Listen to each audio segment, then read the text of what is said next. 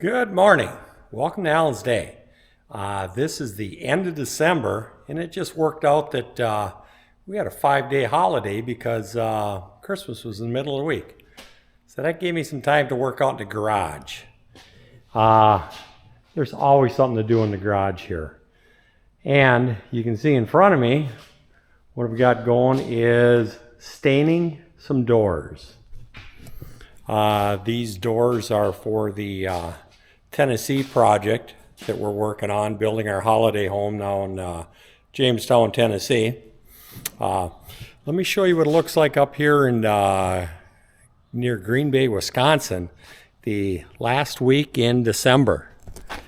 It is really nice out here. All the snow's gone. We had rain yesterday, so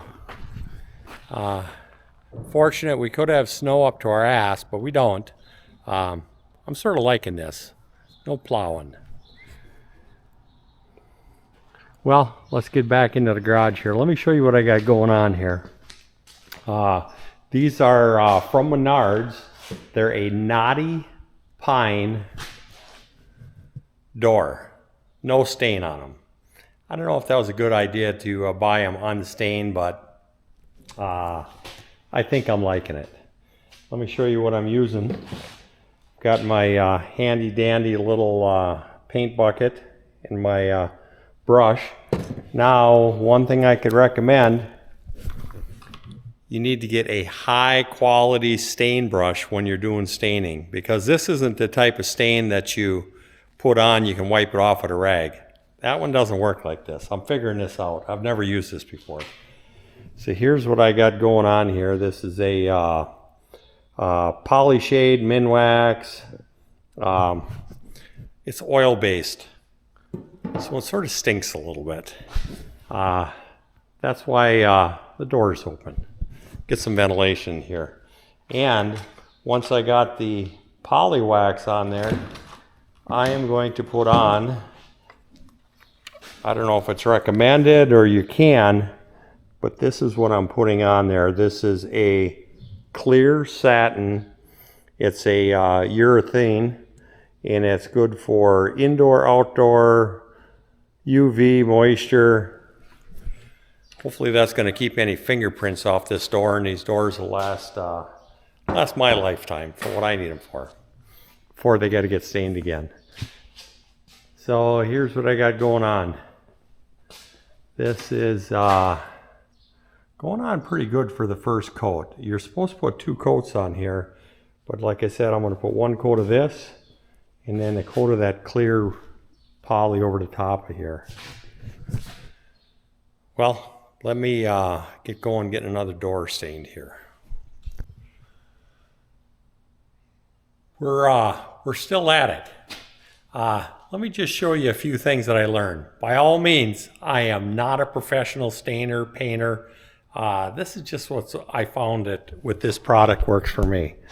You really got to be careful that you don't let the drips and the runs get too far ahead of you, because it doesn't take long, and it's somewhat cool out now. If it was hot out, I'd really have to hustle, and I've already been at this about 3.5 hours for these 4 doors here. I got a little left in here. So here's what I learned on this whole process here. On the bottom, or when I put the first coat on there, especially with all these little grooves on here, I'm just not bashful. I just slop it in there, let her run, and then you can go back and clean up the clean it up afterwards once you start your graining process. But, just get her on there so you got something to work with.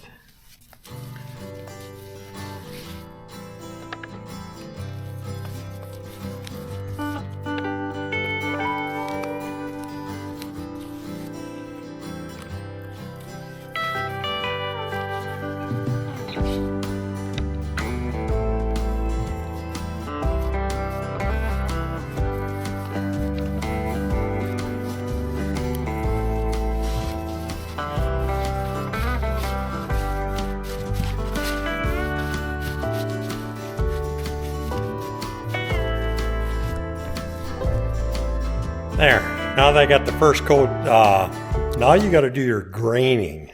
It really makes a difference with this stuff that you go through and follow the grain of the wood. And you got to use a dry brush. So I just take and wipe it off at the edge of, to get all the excess off of there now.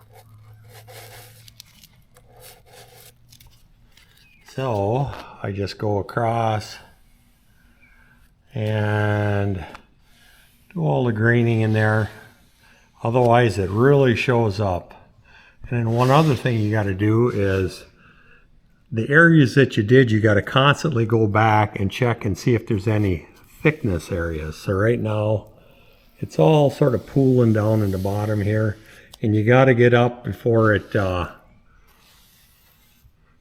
starts to harden. And it's pretty cool out here now. It's December in Wisconsin. I got the door open, and summertime you're really gonna have to hustle. So now that I got all these runs, you can see all of this stuff on here. I just keep going after and drying my brush, get the stain off of there, and then just start graining it.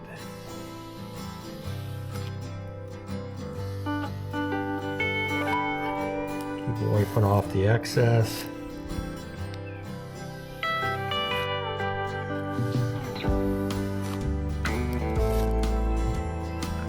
This is probably almost as boring as watching paint dry.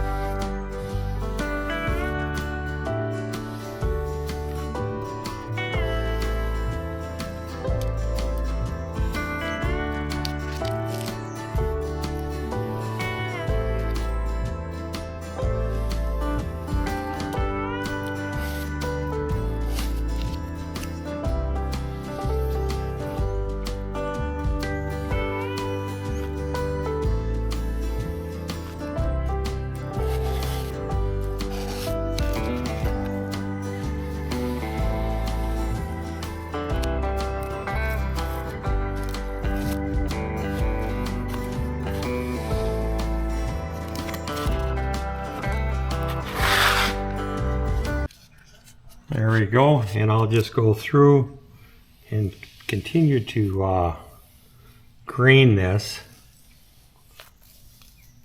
And it looks like I got a few light spots there, but I'll just keep hitting that back and forth.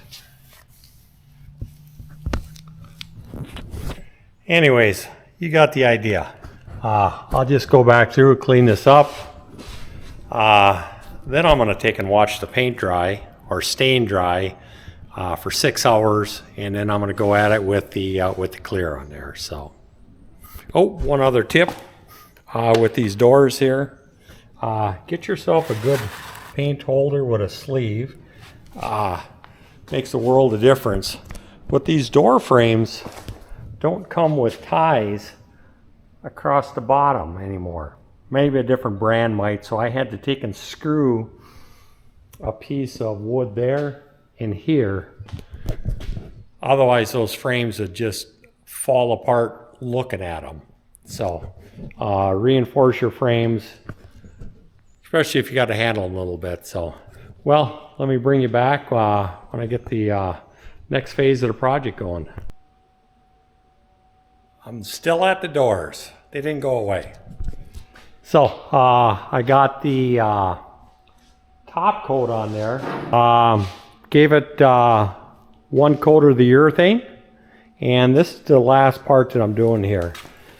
Just down to this, and you can see, I don't know if you can see it on camera, but how dull that poly shade is. That's the stuff over there in the little can. Don't know if I'm impressed with that as a one step is what they say on the can. No, I think it would probably take to get this to get any sort of a sheen to it. It's going to take at least 3 coats, and that's a satin compared to gloss. This urethane that I'm putting on there, it's also a satin, but you can definitely see the difference between here and that. So Once again, same old, taking that coat on there, just really slop that coat on just to save a little bit of time, and go back after the fact and grain it, straighten some of the runs out, but just get her on there. Because this urethane, it's going to take 3 quarts to do the 4 doors, as compared to the 2 quarts it took with the poly shade to put on here. So I'm just going to go through, slop this on here, and then after it's done getting slopped on here, then what I'll do is go through and I will just grain it. And I'll just follow it down, catch any runs, and get all the grains going the same direction. And then you're going to be done. And don't forget to go back and check just after where you were before to check for runs in there. And just looking at this, these doors by any means are not perfect. I could have sanded out the areas like this a little bit more, or touched them up with stain. Could have taken them off, could have taken the hinges off, could have made them perfect. Not what I'm looking for on here. We're going for the functional use on here. We're going for the rustic look. So that's what we're after.